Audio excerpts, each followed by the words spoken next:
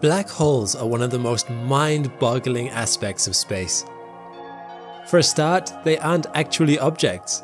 They are the result of the extreme warping of space-time. And because of this warping, some really weird stuff starts to go on around them that will change your perspective of the way the universe operates around you. Some of it is so strange that perhaps you won't believe it was true were it not for the solid math that back up their existence and properties, and the increasing evidence that the math is correct through observations in our own universe. I'm Alex McColgan and you're watching Astrum, and in this video we will be exploring the unexplorable. Join me on this journey as we attempt to understand the weird science of how a black hole forms, what goes on around them, and explore what might actually allow for an escape from the most inescapable prisons in existence. I hope by the end of this video to have earned your like and subscription.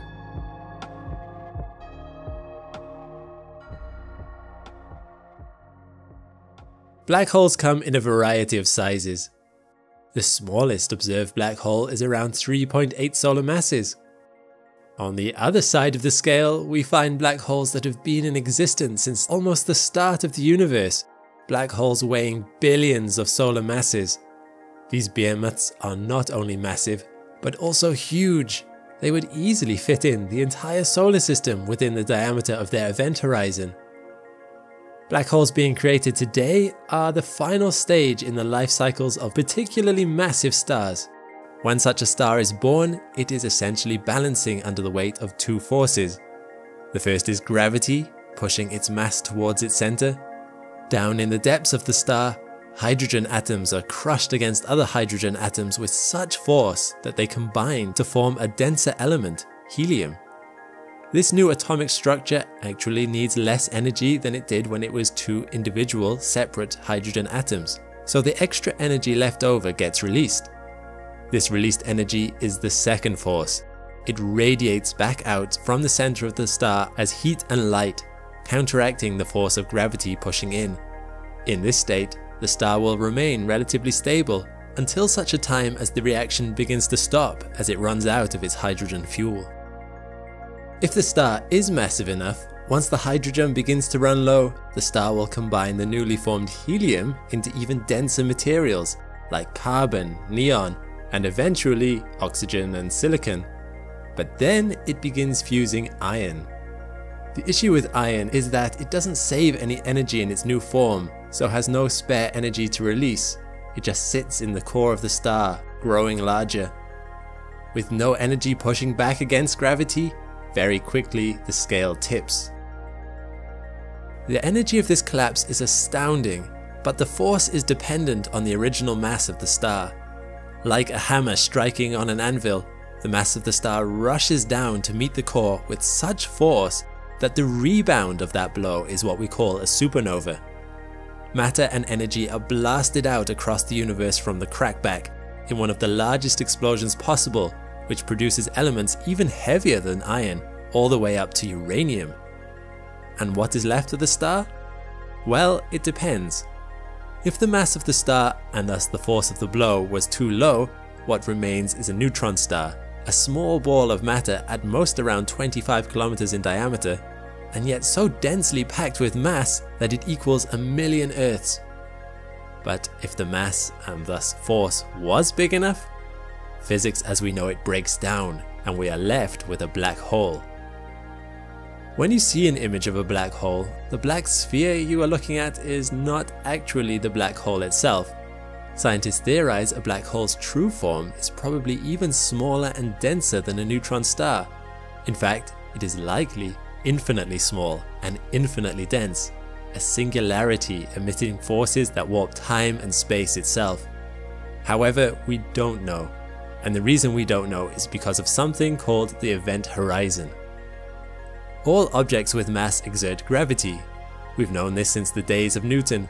However, when Einstein came along in 1915 with his theory of general relativity, a contemporary of his called Karl Schwarzschild reasoned from it that there could exist objects that were so massive they could create enough gravity that light itself could not escape. And if even massless light photons couldn't get out, nothing could. When you look at a picture of a black hole, you are not seeing the black hole itself. You are seeing the event horizon around it, the demarcation line where gravity has become so powerful that light can no longer leave. There is nothing but darkness. Now, its effect on space is one thing, but black holes also impact another aspect of the universe, time itself. You see, according to Einstein, space and time are inseparably connected, and mass warps space-time. With the singularity's infinite point of mass, it stretches space-time so much that the event horizon also marks the point where time stops. Within the event horizon, space and time basically cease to exist, a place where there is no where or when. This produces an interesting phenomenon to an outside observer watching matter fall into a black hole. From their perspective, as matter approaches the black hole, it will slow down until just before the event horizon, where it will stop altogether. You won't ever see it cross the event horizon. There will be no satisfying absorption. Instead, the matter will gradually dim until you can't see it anymore. When first theorized, astronomers and physicists were uncertain if black holes were actually real. It was only 40 years later that the first evidence of a black hole was recorded. In 1964, using newly developed X-ray satellites, scientists noticed an object in the constellation Cygnus that seemed to be emitting a large amount of X-rays. Strangely enough though, scientists could not see the object itself. It surprised them because if it was a star, it ought to emit visible light as well as X-ray radiation. Scientists called this object Cygnus X1. In 1970, as telescopes advanced, they noticed that whatever Cygnus X1 was, it had formed a binary orbit with a star in its system, and this helped scientists calculate its mass. They discovered that this invisible object was 15 times more massive than the Sun. As the densest neutron star had an upper limit of 3 times the mass of the Sun, scientists realized that this was most likely the first ever discovered black hole. Since then, we have discovered many black holes. Massive ones seem to exist at the center of galaxies, and we've even managed to take photos of some, dark blots against a swirling ring of matter that surround them and fall into them, their accretion disk. This is how black holes can still be detected through X-rays.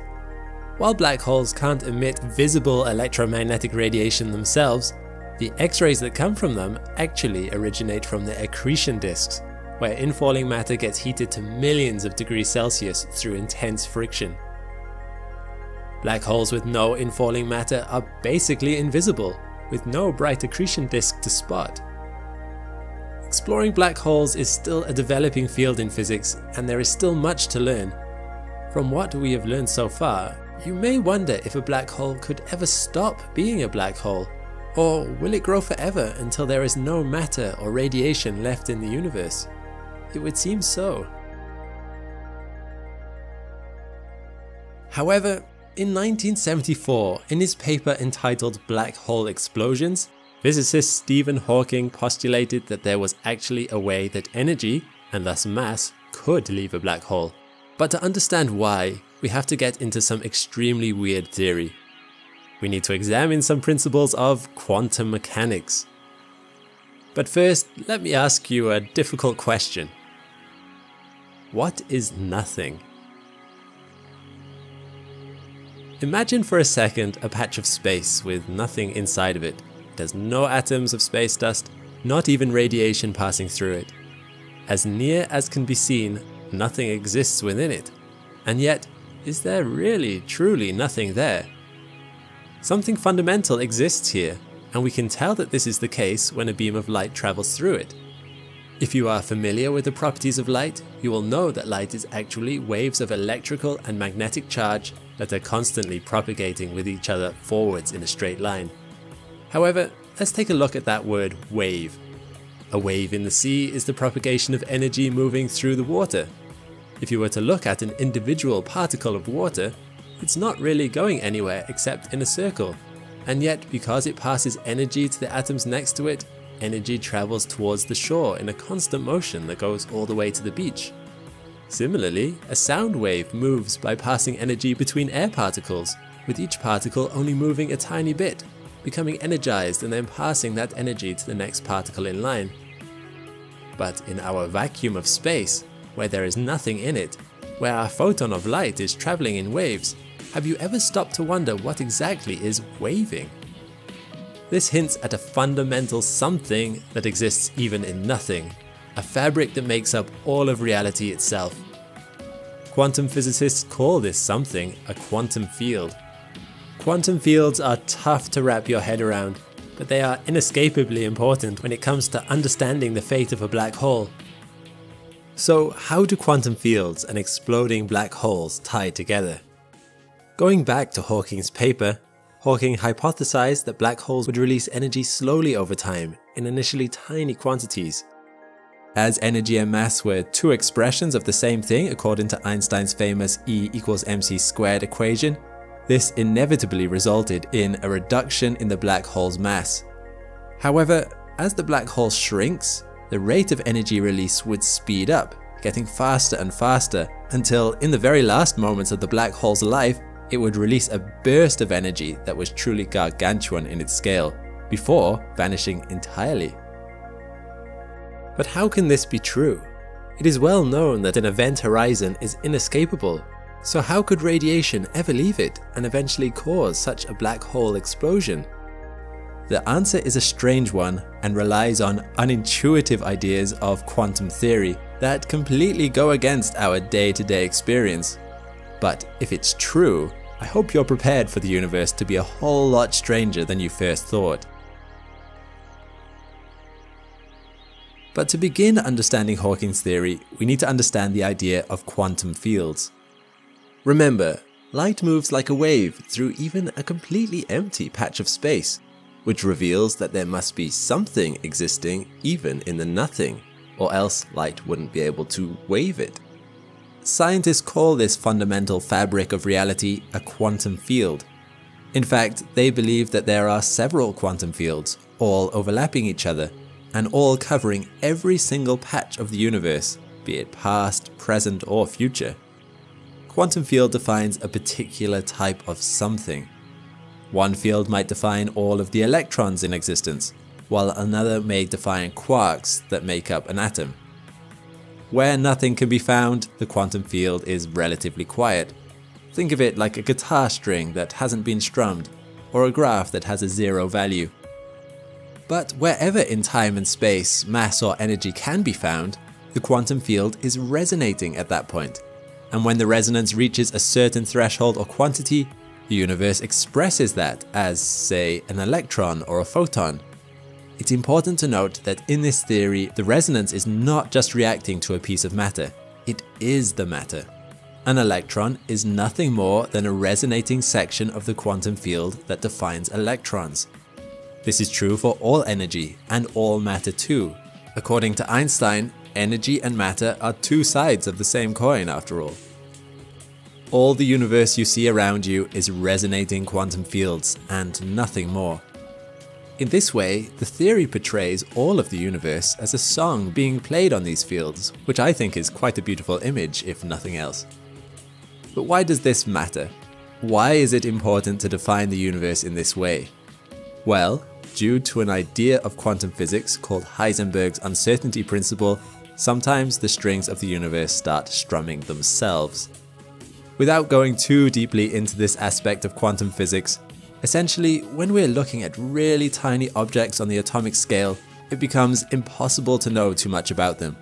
You cannot know both the location and the direction of travel of an electron, for instance.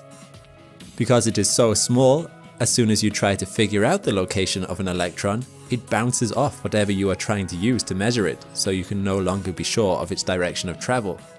If you know its direction, according to this principle, you can't know its location. This is not just because our methods of measuring aren't good enough, but because of some fundamental laws about the nature of the universe itself. According to Heisenberg's uncertainty principle, you cannot know everything about particles on a subatomic level. But when you apply this principle to quantum fields, it gets weird. Quantum fields fluctuate everywhere, and by Heisenberg's uncertainty principle, particle and antiparticle pairs can actually pop in and out of existence. The how and why get complicated, but basically the universe allows it as long as they only exist for a very short period of time, as ruled by uncertainty relations. You might think this can't possibly be a thing. Matter does not just pop into existence. We would have surely noticed this by now. However, in an experiment done by Hendrik Casimir, evidence was found that suggests that this might actually happen.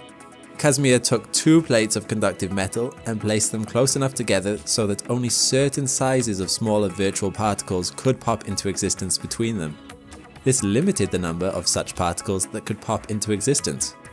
But because all types of particles could pop into existence on the outside of the plates, this meant that there was a difference in pressure exerted on the 2 sides of each plate. Theoretically, the larger pressure by the number of virtual particles on the outside of the plate should push the 2 plates together, and in the test, this proved to be the case. You might think that particles appearing out of nowhere seems to defy the laws of conservation of matter. You would be right. So, to balance the scales, whenever a virtual particle appears, a second particle also pops into existence to pair up with the first particle. But while one of the particles is matter, the other is antimatter. A 1 and a -1 on our bar chart, thus keeping things overall at 0. The universe is happy. And on top of that, these fluctuations in the quantum field quickly crash into each other and annihilate each other, removing them both from existence again, so we don't normally have to worry about them. As a side note, there is a theory that antimatter is simply matter that is moving in the opposite direction through time, but that's a level of weirdness that we don't need to get into here. The important part is that the quantum fields are constantly resonating and constantly cancelling each other out.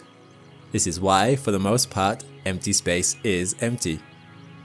However, what would happen if you stopped only some of those fields resonating? And that's where black holes come in. Black holes act a bit like putting your thumb on the guitar string of the universe.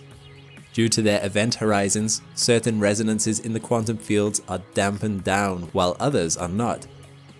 Hawking imagines sketching a line through time in a patch of space where a black hole was born. He imagined a quantum field that resonated along this line, stretching from before the existence of the black hole into the future after it. Before the birth of a black hole, all is normal. Quantum fields are all resonating freely and can cancel each other out. However, the emergence of the black hole's event horizon changed the curvature of space, and outside it, Hawking realized that certain pulses were now missing their opposite numbers. As he looked at the math, he realized not everything was being cancelled out anymore after the black hole had formed. Indeed, outside the event horizon, traveling away from the black hole, he found resonances that perfectly matched the shape of thermal radiation flying away into space. Radiation is energy, and energy cannot form from nothing. As the black hole was creating this radiation, the black hole would have to pay the price. Every piece of Hawking radiation would thus coincide with an equal amount of energy lost from the black hole, which in time would reduce it down to nothing. If it exists, Hawking radiation is kind of like money spontaneously appearing outside of a bank, while inside the bank, the money in the vault vanishes. It's also extremely difficult to prove, as Hawking predicted this radiation would be colder than the background cosmic radiation that fills the universe, and would have a wavelength as long as the black hole's event horizon itself. As some black holes have event horizons the size of solar systems, we have no way of detecting this kind of radiation. We'd only really see it once the universe had gone cold and dead, so there was nothing else to get in the way, which would probably mean we weren't around anymore to do the detecting. However, in spite of the objections to it, the math behind Hawking radiation seems to be sound, and scientists have recently taken steps to proving it in the lab. In the Technion Israel Institute of Technology, researchers looking into Hawking radiation came up with an idea to get around the difficulty of measuring a real-life black hole. They did this by creating an analog, a sonic black hole, which would mimic the properties of a real one. They relied on the fact that sound moves much slower than light, so it's much easier to create a medium that moves faster than sound. When it moves, any sound waves traveling in the same direction as it can never quite escape it. Interestingly, Hawking's math worked for these sonic black holes just as well as it did for gravity-based ones, and so Hawking radiation ought to be detected from it. After repeating the experiment 97,000 times over 124 days of continuous experimentation, the researchers detected multiple instances of Hawking radiation and saw that it matched Hawking's predictions of how his radiation might behave. Although this does not prove that Hawking radiation is definitely real for actual black holes too, the fact that Hawking's math worked for this sonic analog is a strong implication that he might be onto something. Hawking radiation might just be real. So, if you fell into a black hole, could you ever escape? Probably not. However, if you waited until almost the end of the universe, the black hole may just radiate Hawking radiation until the mass and energy that made up your existence was completely removed from inside the event horizon. Does that count as escaping? That's probably not so appealing to you. Probably best just not to go in. And that's not the only weird thing about black holes. Their existence implies something quite worrying about our own reality. When you're walking on a beach and you make a footprint in the sand, there is no question in your mind that it is your foot that caused the footprint. The order of causality is quite clear here, so much so that it seems laughable to even need to assert it. You made the footprint didn't make you. But what if it did? What if I told you that on the cosmological scale, the fundamental relationship between foot and footprint might be a little more blurred than you would intuitively think? And shockingly, due to the nature of black holes and Hawking radiation, there is some evidence that this might just be the case. But to begin with, we're going to need to look at a principle called relativity. But no, not that relativity. Galilean relativity. First described by Galileo Galilei in 1632, the idea of this form of relativity is that there is no difference between being completely still and moving at continuous speed. Imagine there are two rooms, one on a ship and another on land. Both are soundproof and have no windows. Imagine the sea is calm, so there's no rocking at all. The only difference between the two rooms is that one is moving and the other is not. Can you tell the difference between the two from the inside? You might think that you'd be able to sense movement, but this is not the case. For instance, right now, you are careening through space at 110,000 kilometers per hour due to the Earth's movement around the Sun. And if you are sitting down at home while watching it, it's likely you would have said you weren't moving at all. In fact, Galileo realized that there was no test that could be done to tell the difference between the two scenarios.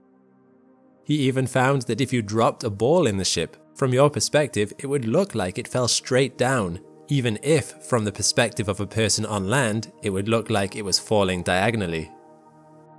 Galileo realized that if you remove all frames of reference, say by being in space, there is no way of telling if a planet is moving towards you or you are moving towards a planet. According to relativity, both are equally valid interpretations. You might have noticed this yourself if you ever looked out of the window on a train just as another train suddenly passed by, quickly overtaking you. Although both trains are going forwards, the other train is going faster than yours, and because you no longer have a frame of reference to compare your motion to, it might look as if you are suddenly going backwards. Einstein took this idea further with his equivalence principle. Here he took the idea of two rooms again, but this time he was making an observation about gravity. If you were inside a windowless room floating in the vacuum of space and someone started accelerating your room in the up direction, say by strapping a rocket to the bottom of it, if the rocket accelerated at just the right speed, then it would feel identical to if you were standing in a room on the surface of Earth. In other words, there is no way to tell the difference between the acceleration caused by gravity and the acceleration caused by a rocket, assuming you couldn't stop the rocket shaking you with all its rumbling, of course. Both these principles rely on the idea of inertia, that objects do not like to move if simply left on their own, and do not like to stop moving once they have started. Anytime you want a mass to do something different to what it is doing, a new force must be applied, otherwise it will remain inert. But why would it feel to the man in the room with the rocket as if he were under the effects of gravity? Or perhaps a better question, why would it feel to us on Earth as if we were being accelerated upwards by the effects of a rocket? The Earth is not expanding in all directions at once, pushing us with it, surely. While this is true, Einstein realized that the two felt similar because they both were the same thing, a form of acceleration. However, there is another form of acceleration that better explains how gravity works than simply applying a force to an object to push it like a rocket does. Consider this spinning fairground ride. If you have ever been on such a ride, you will know the power of changing direction as a form of acceleration. When you stand against the wall of the ride, once it gets up to speed, you feel a constant force pressing you against the wall, even when the ride spins at a constant speed. This is because your mass is trying to move in a straight line at each point in the ride, but the curvature of the ride is forcing you to alter your direction. The battle between your inertia trying not to change what you're doing and the wall trying to alter your direction of travel manifest as the force you feel. And as far as acceleration is concerned, there's not much difference between the Earth beneath you accelerating you up and you trying to accelerate down. Einstein realized that this form of acceleration caused by a curving path, was the best explanation for gravity. He came up with a theory that matter and energy cause a warping in the space around it, kind of like how a ball might bend the surface of a taut rubber sheet it was placed on. The larger the mass, the greater the curvature. And once space was curved, any object trying to travel through it would be deflected by that curve. In the words of physicist John Wheeler, space tells matter how to move. Matter tells space how to curve. For small masses, this curve in space would be very slight, but in dense masses, this curvature could get so great that it would be impossible for an object that got too close to it to escape it. These are the conditions we find near a black hole with its event horizon. So, going back to our very first analogy of the footprint and the foot. If a black hole is the foot, the curvature of space around it is the footprint. It's interesting to see all of this in action and to understand how Einstein came to conclusions which would have been almost universally validated by scientists even 100 years on. But there's nothing particularly weird about any of this so far. Understanding the exact mechanisms behind it doesn't make it any stranger. The black hole tells space how to curve, and once curved, any object moving near it is told how to move. Nothing here is outside our expectations based on day-to-day observations. But when we start to look at Hawking radiation, something very strange happens. The most important thing to bear in mind about it for the purposes of our current video is that it is non-local. This means that it does not appear from the black hole itself, but appears from the area of space around it. To be clear, I do not mean beyond the singularity of the black hole, but still within the black sphere. That's hard to define anyway, space as we know it doesn't exist there. Remember, the black ball you see here is simply the demarcation point between inescapable curvature and escapable curvature, the event horizon. I do not even mean right up against the event horizon, although that is sometimes how this theory is portrayed.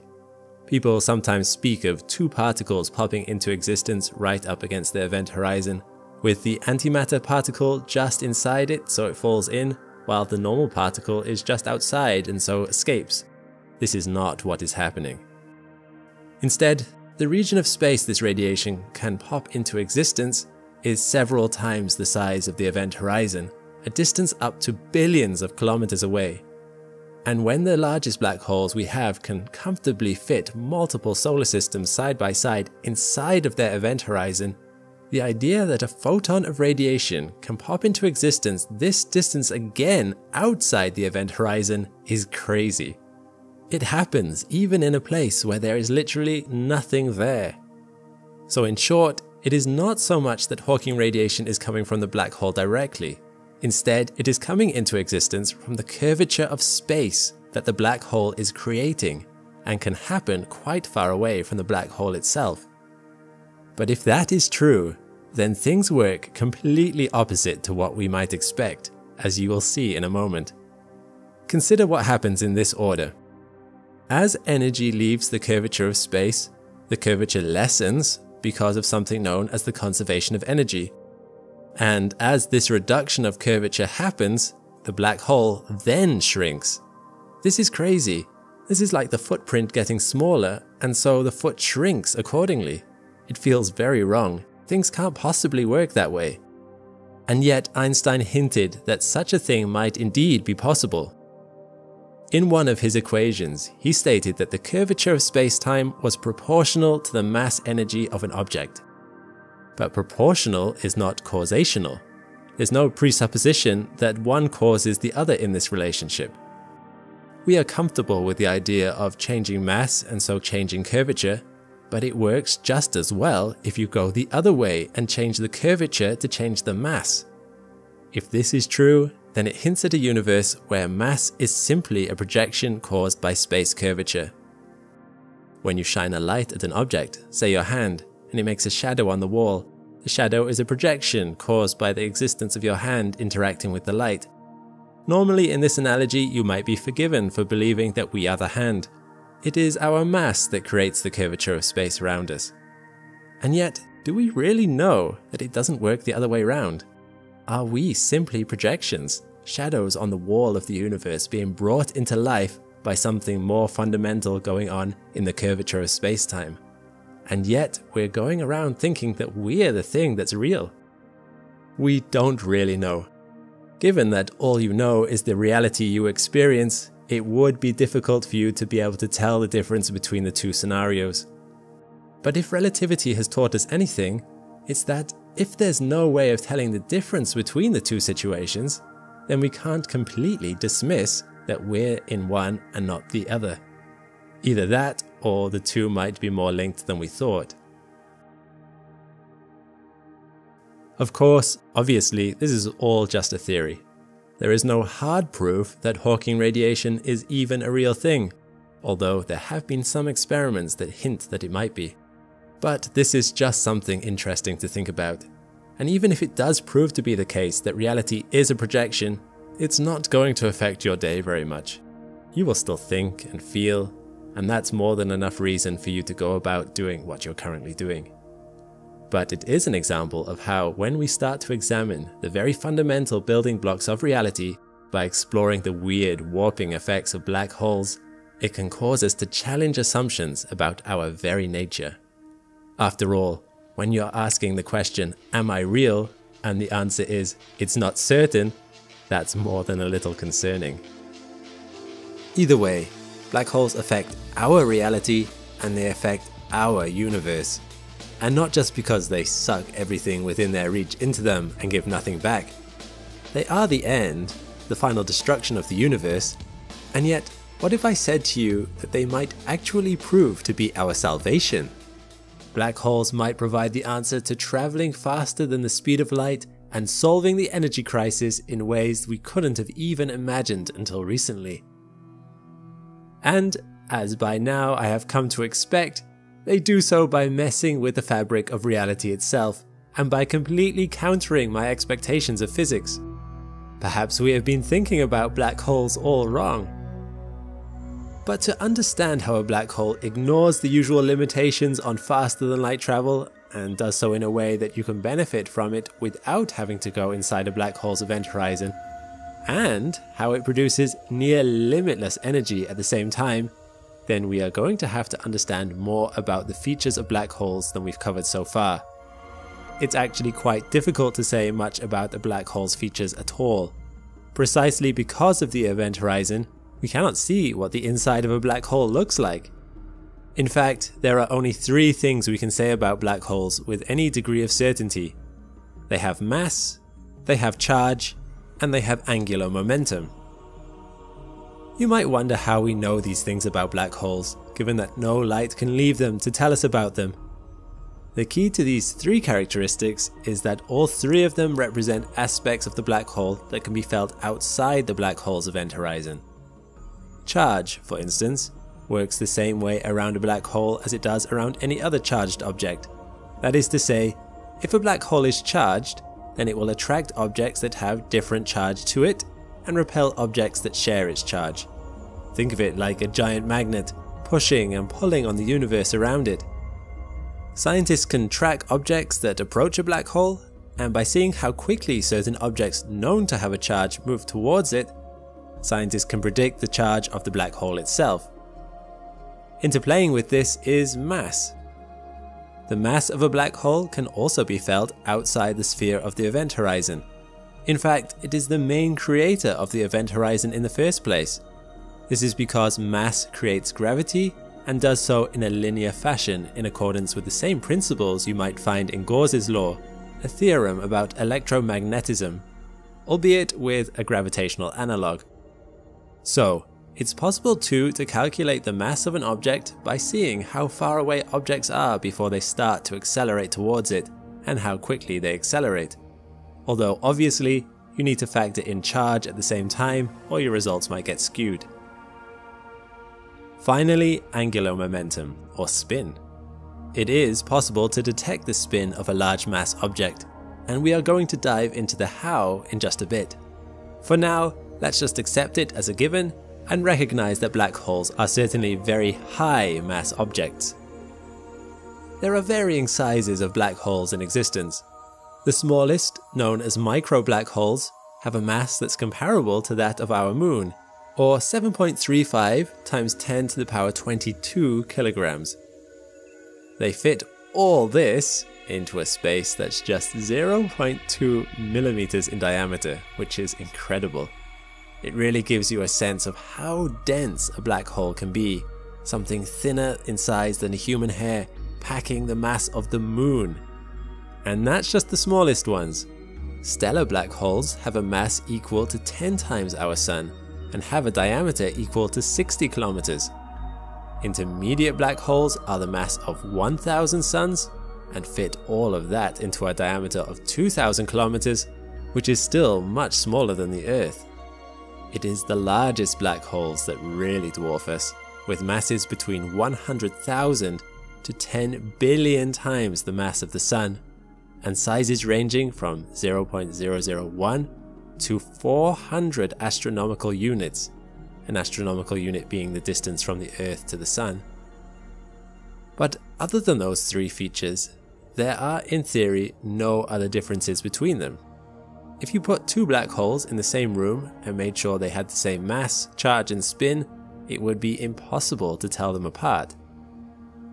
However, these three features are enough to have some interesting effects on the area of space outside a black hole. Traveling inside a black hole is impossible. Space and time break down past the event horizon, but we think we know a few things that must exist inside one. Beating in the heart of a black hole, there is thought to lie the singularity. In truth, this actually is the black hole. When we were discussing diameters earlier, that is just the diameter of the event horizon. Again, we are not certain what a black hole actually looks like because light can never escape it. In a space that is infinitely small, there is a point where all the mass of the black hole is packed so that it is infinitely dense.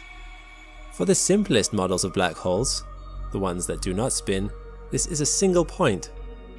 In a rotating black hole, this is more like a little spinning ring, otherwise it would be difficult to define spin for a point that has no volume.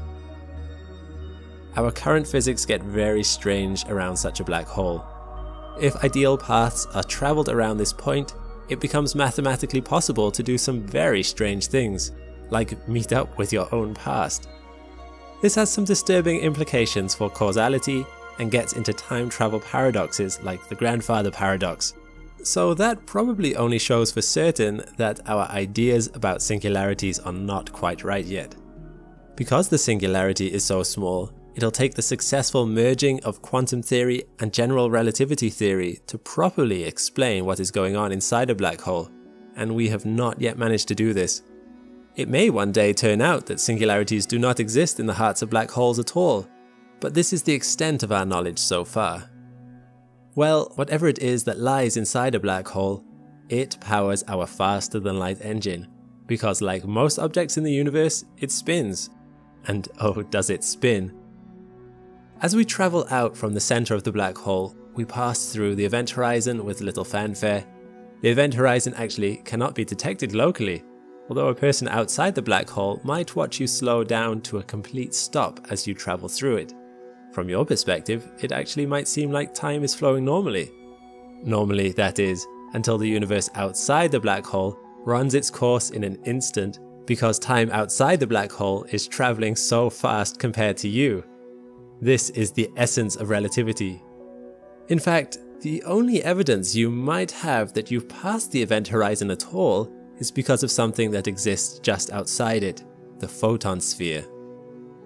In a zone just outside the event horizon, there exists a point in space where if a photon enters it at just the right angle, it will enter a perfect orbit around the black hole in much the same way the moon perfectly orbits the Earth. This infinitesimally thin zone is known as the photon sphere, and given the number of photons that have flown past black holes in all the millions of years they have existed, it is probably filled with photons. It is quite possible that you would be instantly fried as you pass through this point. However, it is just outside here that we find the zone that interests us, the ergosphere. This is the zone around a black hole where we can most easily detect its spin, and this is because, in this zone, it is impossible for us not to move. You see, mass affects space. We see this in the curving effect of gravity on the travel of objects through that region of space. However, it might be more accurate to say that mass drags on the space around it. As it moves through space, it brings a little bit of that space along with it for the ride. And when an object as massive as a black hole spins, there is an effect known as frame dragging. To put it simply, reality around the black hole begins to spin in a whirlpool that cannot be fought against. Much like a real whirlpool, anything caught within the ergosphere is spun around the black hole, because the frame of reference it sits in is being pulled. Sort of like how a person moves because they are standing on a moving walkway. The greater the spin of the massive object, the faster this happens, and in the ergosphere, this can occur at a speed so fast that by the event horizon, space is moving faster than the speed of light. You would need to travel faster than the speed of light in the opposite direction just to stay at a relative standstill from the point of view of the outside observer, which of course you cannot do. But isn't this against the laws of physics? Doesn't Einstein say that nothing can travel faster than the speed of light? The answer to that is yes. But black holes have found an interesting loophole. You see, this rule only applies locally. Right where you are, in your frame of reference, nothing can go faster than the speed of light. But thanks to relativity, it is possible for frames of reference to move away from each other so fast that objects in them appear to be breaking this light barrier from your point of view.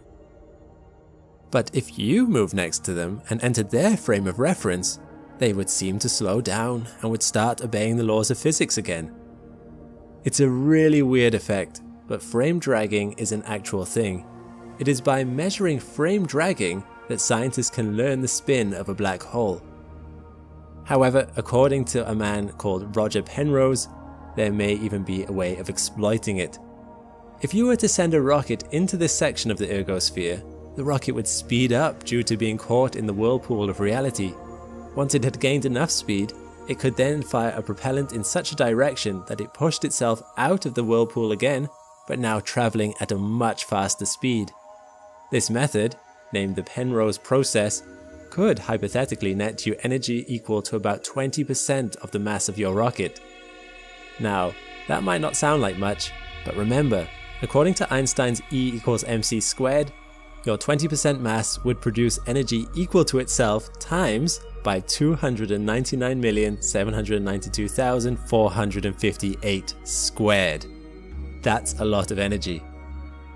So to harness this colossal kinetic energy, all you would need to do is travel to the nearest black hole, which is roughly 3,000 light years from us, and enter its ergosphere with a rocket capable of surviving the intense gravitational forces there. Ideally, you would need to find one that was not surrounded by an accretion disk, because those get up to temperatures of millions of degrees, as they are swung around at near light speeds and melt from solids down to gas and plasma. But you get the idea. Easy. Okay, maybe this is a little impractical for us, but the implications for faster than light travel that black holes demonstrate through frame dragging might just offer us the key to one day beat the light barrier for real. Not by going faster than light ourselves, but by somehow convincing the frame of reference we are in to travel at those faster speeds, just like they do around a black hole. Of course, if this requires the energy of a black hole to accomplish, we might be out of luck for now, but it's an incredible glimpse into what is possible, and scientists are already looking into the power of frame dragging for future travel. But maybe that's a topic for another video. Either way, this all just highlights once again how our universe really is very different from what we might have ever imagined. And here's another surprising thing about black holes you may not have known before. Falling into a black hole is a lot harder than it sounds. You might expect it to be relatively easy. After all, aren't these the ultimate absorbers, quite literally the largest sources of gravity out there? Shouldn't it be easier to fall into them than any other thing in the universe? You might have thought so, but paradoxically, your intuition is wrong. These galactic maws are one of the hardest places in the universe to actually get inside. So much so that during his lifetime, Einstein believed you couldn't get inside them at all. And not only that, but black holes might even eject you away from them at speeds close to the speed of light. Shouldn't it be that these objects would be incredibly easy to get into? Like a slide that gets steeper and steeper the further along it you go, you might expect to speed up more and more the closer you get to the black hole center. However, while this is right, it is also wrong. You do speed up, so much so that your speed will begin to approach the speed of light. However, in almost all circumstances, you will not find yourself approaching the center of the black hole. And this isn't me talking about some strange quirk of time or relativity, but something that will be observable from whatever frame of reference you're watching from. Confused? Don't worry, allow me to explain through the real-world example of something called an accretion disk. Black holes are, at their very heart, very simple. In something known as the no-hair theorem, black holes are said to be devoid of almost any feature, just like a head with, well, nothing on it. The features of a black hole are usually fairly plain too. They have charge, mass, and spin, and that's about it. As such, accretion disks are not actually a necessary part of black holes. Black holes can exist just fine without them, sitting there, dark and unobservable in space. However, when mass, such as an unlucky star, strays too close to the black hole's gravitational pull, it can be torn apart by the vast forces at work and sucked towards the black hole's center.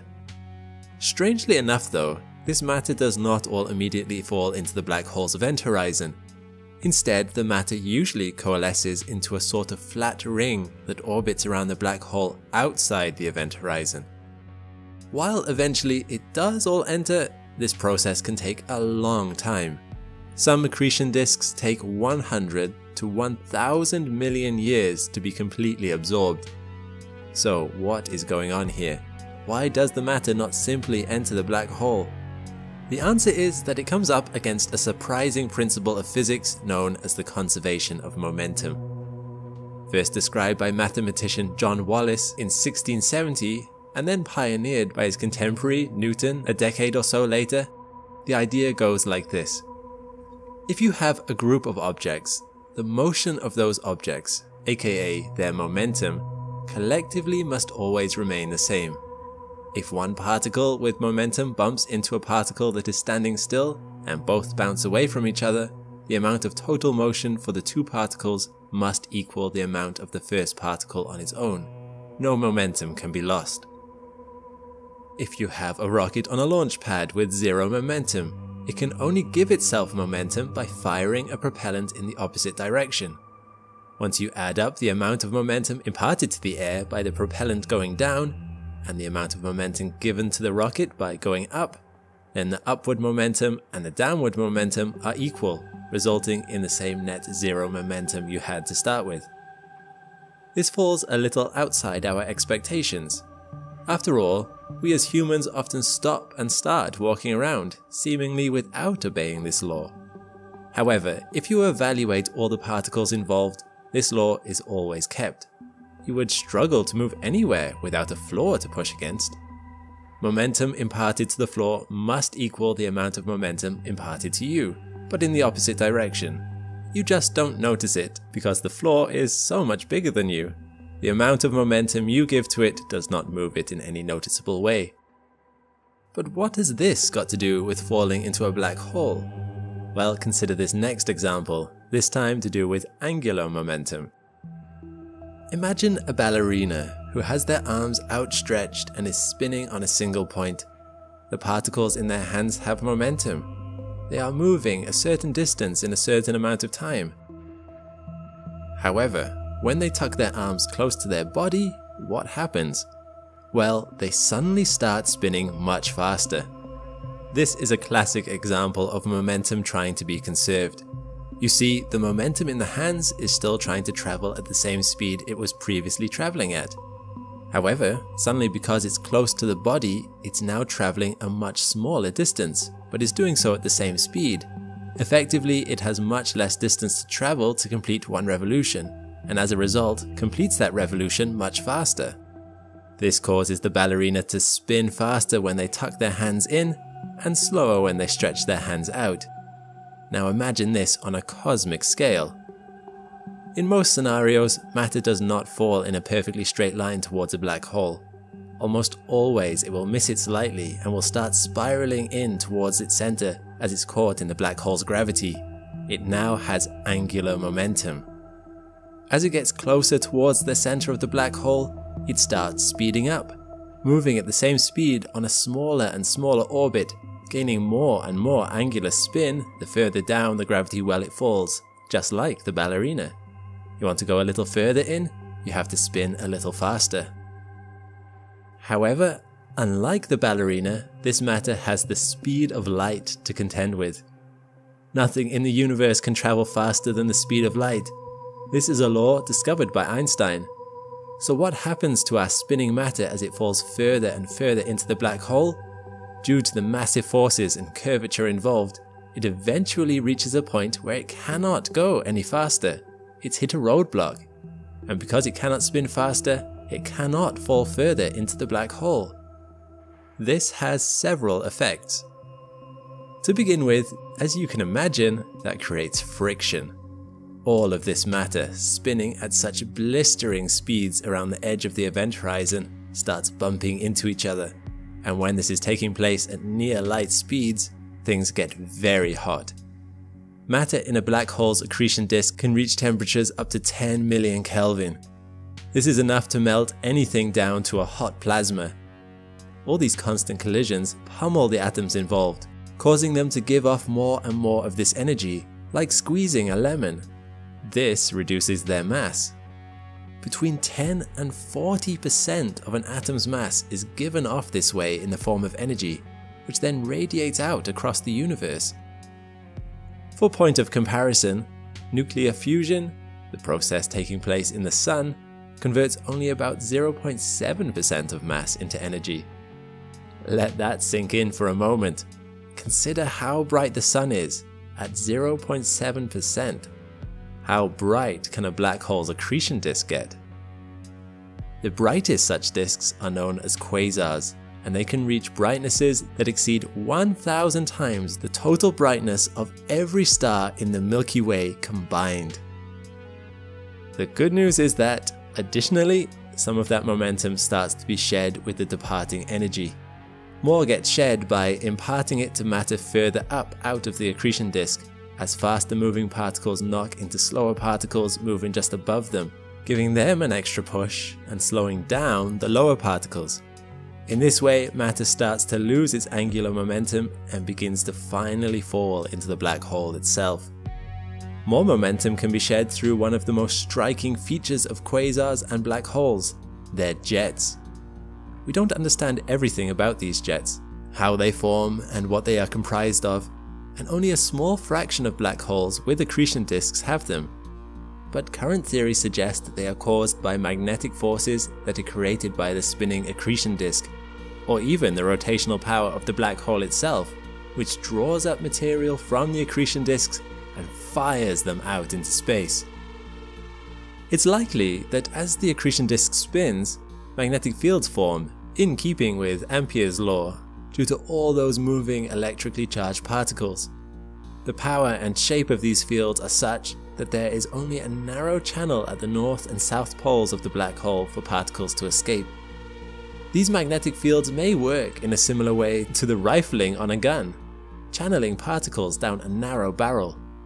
Particles moving at near relativistic speeds have only one direction they can go, even though we don't quite know yet why they go. Perhaps they are like the steam of a kettle, fired out through the only gap that exists in the face of this incredible gravitational and heat pressure. And when they go, they go. Relativistic jets travel further than the galaxies they originate from, and are often millions, if not billions, of light years long. One jet with this catchy name has its X-rays reaching Earth from 12.7 billion light years away, albeit faintly. This is because the radiation produced by such jets is very focused in one direction. In an effect known as relativistic beaming, or the lighthouse effect, when the beam is pointed away from us, it is much harder to see. Take for example the now famous M87 galaxy. Here, very clearly, a relativistic jet is detected by Hubble. This is the one coming towards us. There is very likely another jet, but we can't see it because it's going in the other direction. It's worth noting that this energy does not come from the black hole directly. Remember, nothing can escape from a black hole. Instead, the matter and radiation come from the accretion disk surrounding the black hole. And again, a lot about these jets is still theoretical. We can see them, even observe them moving over time, but we don't fully understand them or what causes them. Our understanding of accretion disks does not even fully explain how conservation of momentum is kept. There is still some mystery about where all the momentum goes, but the sheer power at play is undeniable. Einstein may have been wrong. It evidently is possible to fall into a black hole, but when some black holes are firing material away from them at near relativistic speeds for distances spanning galaxies, well, it's evidently possible to not fall into them too. And once you factor in the force of matter that is millions of degrees hot, pushing out at you as they attempt to shed their own momentum, perhaps you wouldn't want to get too close to one anyway. So, we've seen how the awe-inspiring effects of a black hole can span entire galaxies, but it begs the question, how big can a black hole actually get? Finding the largest black holes is not difficult. All you need to do is look at the center of large galaxies. These supermassive black holes have grown since their formation billions of years ago. More and more matter fall into them, continually increasing their mass. The very largest of these supermassive black holes can be billions of times the mass of our Sun. However, it may come as a surprise to you to realize that some of the most massive black holes we know of are actually the youngest. You see, when we look at distant galaxies, we are also looking back in time, and the galaxies billions of light years away often have the largest black holes. If the universe is only 13.8 billion years old, and light takes billions of years to reach us, that means the galaxy we are observing can only be a few billion years old at most from our perspective. Pretty young for a galaxy. Surely though, it should be the case that nearer and thus older supermassive black holes are more massive, seeing as they've had so much extra time to consume matter falling into them. So what's going on here? The very largest supermassive black hole we know of is known as Ton 618, with an incredible mass of 66 billion solar masses. By itself, its mass is comparable to the Milky Way galaxy. However, Ton 618 is exceptionally far away, and it's taking light emitted by it 10.8 billion years to reach us. meaning we are observing it as it was 10.8 billion years ago. This means it can be at most around 2.8 billion years old. By comparison, our own Milky Way galaxy is approximately 13.6 billion years old. Yet the supermassive black hole found at our galaxy's core, Sagittarius A star, is only 4 million solar masses. The Andromeda galaxy's supermassive black hole, while bigger, is still only 200 million solar masses. One of the big factors to consider here is the difficulty in detecting and measuring black holes. This is still a really new field of research, as technology has only just allowed us to start observing black holes in the last few decades. Even then, we can often only observe the area surrounding black holes, that is, before the Event Horizon Telescope came along. But even that telescope takes ages to image just one black hole, so our general understanding really is still quite limited. In fact, most of the distant black holes we know about can only be seen because they are quasars. Ton 618 is a quasar. Matter is pouring into the black hole's accretion disk at an incredible rate, and because of this, it's erupted into a quasar. Quasars can only be sustained as long as matter is falling into them, otherwise they revert back to dark black holes. It's hard to fully grasp the physics of the accretion disk, but it is believed that the friction here is so great, the accretion disk of a quasar by itself can produce thousands of times more light than entire galaxies combined. Ton 618 produces as much light as 140 trillion suns, completely outshining the galaxy it resides in to the point that we can't even see it from our perspective. However, because quasars are the brightest objects in the universe, they can be seen from very far away. So, one reason for large black holes being far away is down to something known as Malmquist bias.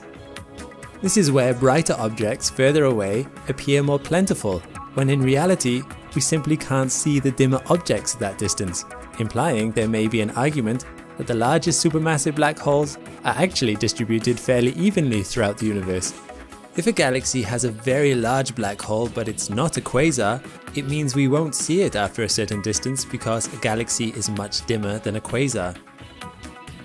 Another reason why we don't see the biggest black holes close to us is due to the nature of the universe itself shortly after the Big Bang. As you may know, the universe is ever expanding, and during the early universe, matter was a lot closer together. Quasars were more common back then because they need extreme amounts of matter falling into them to give off light, and there was a lot more gas around during the early stages of the universe. Not only has the universe expanded, but over time, gas gets converted into stars. Some of the largest types of stars eventually turn into neutron stars and black holes themselves, meaning that they never get recycled back into gas. Less available gas means less gas will fall into a supermassive black hole. One of the theories for the fate of the universe is actually based on this, called the Big Freeze, where after some trillions of years, all the gas in the universe is eventually converted into black holes.